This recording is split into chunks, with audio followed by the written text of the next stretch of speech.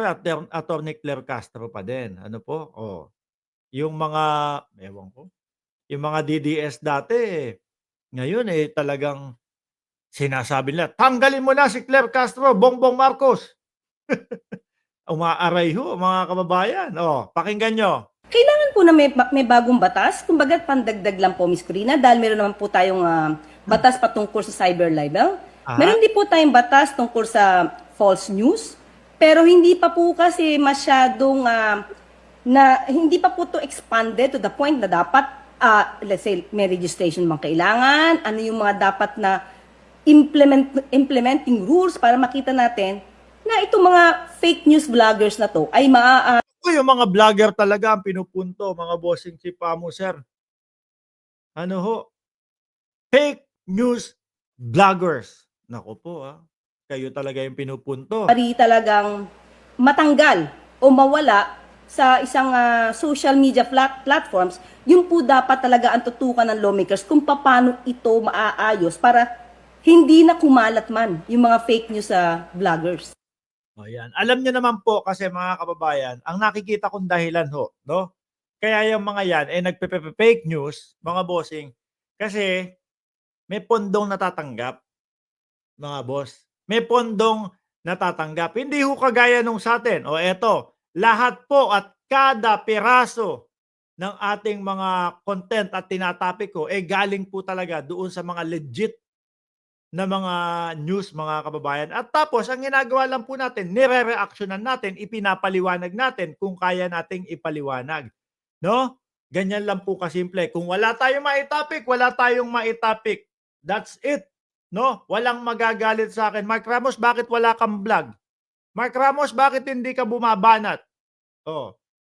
Mark Ramos, bakit ilang araw na wala kang vlog? Mark Ramos, bakit iba't iba yung oras mo? Hindi ka maging consistent para yung mga manonood. Walang magagalit. Ano po?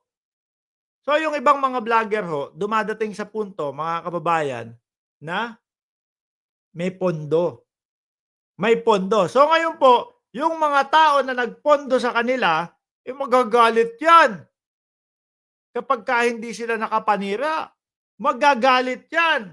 Kapagka hindi sila nakapag-vlog sa isang araw. Magagalit yan 'pag inconsistent yung oras nung kanilang mga vlog. O 'di ho ba, mga kababayan? Kaya napipilitan sila na gumawa ng mga fake news. Wala akong pam-vlog ngayon, putik na 'yan. Araw-araw na nakikita ko doon sa mga balita, puro si Pangulong Bongbong Marcos. Pangulong Bongbong Marcos, oh, ganito ang ginawa sa mga magsasaka. Puro magaganda. Wala akong makita na pangit kay Bongbong Marcos. Mag-fake news na lang nga ako. Gagawa ako ng vlog ko na ako lang, 'no? Siya lang talaga kasi pinake news, na makakasira po sa ating bayan, makakasira po sa Pangulong Bongbong Marcos, mga bossing. Hmm, 'di ho ba?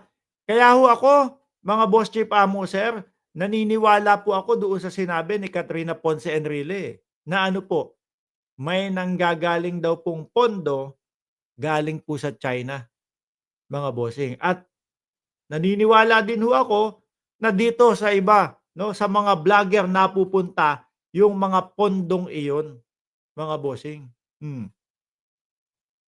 Tingnan niyo, kung makita niyo kung paano sila mga mag-vlog. Merong mga, umaabot sila sa punto na pati ho yung kwarto o yung kama ng mag-asawa ni Pangulo at ng First Lady, nakikita nila na meron daw pong tatluhan na nangyayari. Akalain niyo ho yun, mga boss chipamo, sir? Para lang magkaroon ng vlog para sa isang araw. Para po mabusog nila sa vlog nila yung mga nagpondo sa kanila, mga bossing. O ayun po, siguro matatapang kasi, "Ay, hindi naman tayo maaano dito, 'no?" Siguro yung iba din matatapang, hindi naman nakikita yung mukha ko dito. Hindi naman ako matatagpuan nitong mga 'to, Nasa ibang bansa naman ako, eh."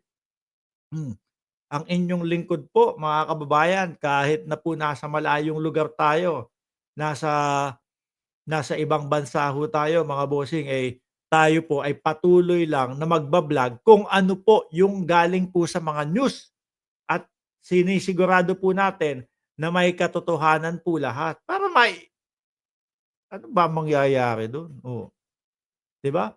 Wala pong nag-uutos sa'tin, "O Mark Ramos, banatan mo si ganito, 'no? Meron kang ganito." Wala. Kapagka walang vlog, walang issue, wala talaga. Ano gagawin natin? 'Di ho ba? Naku, ako mga kababayan, ang nakikita ko na dapat ditong mga parusa yung talagang walang ano, kumbaga parehas nung libel. Ano, walang walang nasa dulo ng dila ko. Walang bayad o dapat talagang kriminal, 'no? Talagang kulong ng 20 taon, yung mga gano'n ho, mga kababayan. Hmm. Akala ho kasi nila, lusot sila, 'no? Ngayon po, bakit may mga patawag ang Quadcom, may patawag ang mga, Tri-Committee, mga bossing? Bakit ho? Para masolusyunan ito. Dahil ang lugi ho dito, mga kababayan, kayo po. Walang bail, sabi ni Ron Abenales. Salamat po. Ang lugi po dito, ang bayang Pilipinas, ang mamamayang Pilipino. Biruin mo ifi-feed niyo mga maling impormasyon, mga walang katotohanan na impormasyon. 'Di ho ba, mga kababayan? Oh, saan kayo nakarinig niyan?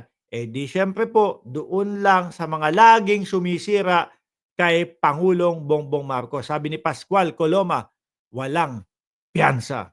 Hmm, diinan ho ano? Hindi, eto, sa inyo ko lang sasabihin 'to, wag niyo ng pagkalat, narinig ko 'no, sa unang pagpasok ng Marso, oh, na it's either first week ng March or second week of March, babaha po ng kasuhan, mga kababayan. Hanggang diyan muna yung sasabihin ko, 'no? Balikan niyo ko kapagka nangyari nga yun sa first week ng March o second week ng March, 'no? Balikan niyo ko, "Oo nga Mark 'no, tama yung sinabi mo, nagkabahaan ng kaso, At ang kasunod ho niyan mga boss chief mo sir, magkakabahaan na din po ng taguan. Yan na din po ang mangyayari sa susunod niyan mga boss. Ano, kaya kung kayo may mga napapansin na mga vlogger na dati nandito sa Pilipinas, biglang nawawala na lang biglang nagbabakasyon na lang po, baka nakaramdam na. Hmm? Baka nakaramdam na, mga kababayan. Ang tanong, yun kayang ginawa nung page ni Marcoleta, eh, mabibigyan ng karampatang parusa lalo't lalo na po, 'no, si Attorney Claire Castro ang unang biniktima o si Attorney Claire Castro ang biniktima nila ng fake news? Yan ang tanong. Diyan tayo magkakaalaman mga bossing. 'Di ho ba?